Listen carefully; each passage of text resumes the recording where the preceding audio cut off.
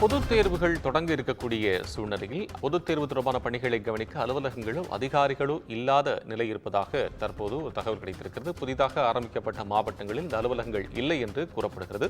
தொடர்பான விவரங்களுடன் செய்தியாளர் கீதன் இணைப்பில். கீதன், உங்களது விவரம். வணக்கம். குறிப்பாக இந்த அரசு தேர்வுகளை பொறுத்தவரை ஒவ்வொரு மாவட்டத்திலும் இருக்கக்கூடிய அந்த தேர்வுத்துறை அலுவலகங்கள் மூலமாக மேற்கொள்வது வழக்கம். குறிப்பாக அந்தந்த மாவட்டங்களில் தேர்வு அறைகளை ஒதுக்குவது, பணியாளர்களை ஒதுக்குவது, அதே போல விடைத்தாள் திருத்தும் மையங்களுக்கு அனுப்புவது, விடைத்தாள் திருத்தும் பணிகளுக்கு அந்தந்த மாவட்டங்களில் உள்ள ஆசிரியர்களை ஈடுபடுத்துவது உள்ளிட்ட பல்வேறு பணிகளை அந்தந்த மாவட்டங்களில் இருக்கக்கூடிய அந்த தேர்வு அலுவலகங்கள் மேற்கொள்வது வழக்கம்.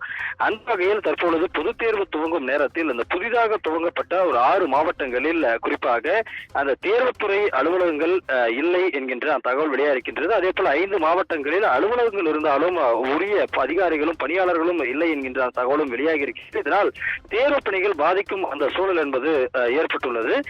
குறிப்பாக மார்ச் முதல் வாரத்தில் இந்த பொதுத் தேர்வுகள் தொடங்க இருக்கக்கூடிய நிலையில் 11 மாவட்டங்களில் தேர்வுத்துறை அலுவலகங்களும் பணியாளர்களும் அதிகாரிகளும் இல்லாத நிலை இருக்கின்றது.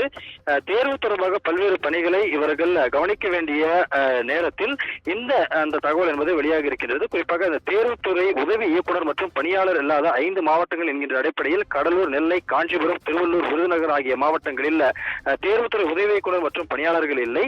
அதே போல தேர்வுத்துறை இல்லாத 6 மாவட்டங்களை பொறுத்தவரை தென்காசி, கள்ளக்குறிச்சி, செங்கல்பட்டு, ராணிப்பேட்டை, திருப்பத்தூர், மயிலாடுதுறை உள்ளிட்ட 6 மாவட்டங்களில் தேர்வுத்துறை அலுவலகங்கள் இல்லை.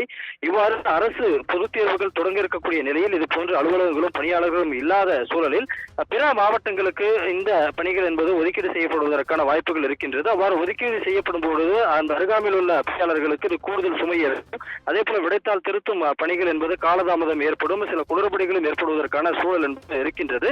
எனவே தேர்வு துவங்குவதற்கு முன்னதாக போதிய பணியாளர்கள், குறிப்பாக தற்காலிகமாகவாவது பணியாளர்களை எடுத்தால் மட்டுமே இது போன்ற இந்த அலுவலக பணிகளை மேற்கொள்ள முடியும். உடனடியாக இந்த பணிகளில் கவனம் செலுத்தி உடனடியாக இந்த பணிகளை நிறைவு செய்ய வேண்டும் என்கின்ற அந்த கோரிக்கை என்பது தற்பொழுது வலுத்து வருகின்றது. எனவே இது குறித்து உரிய நடவடிக்கை எடுக்கும் என்ற எதிர்பார்ப்பும் ஆசிரியர்கள் மற்றும் மாணவர்கள் மத்தியில் இருக்கின்றது. உங்கள் விவரங்களுக்கு நன்றி.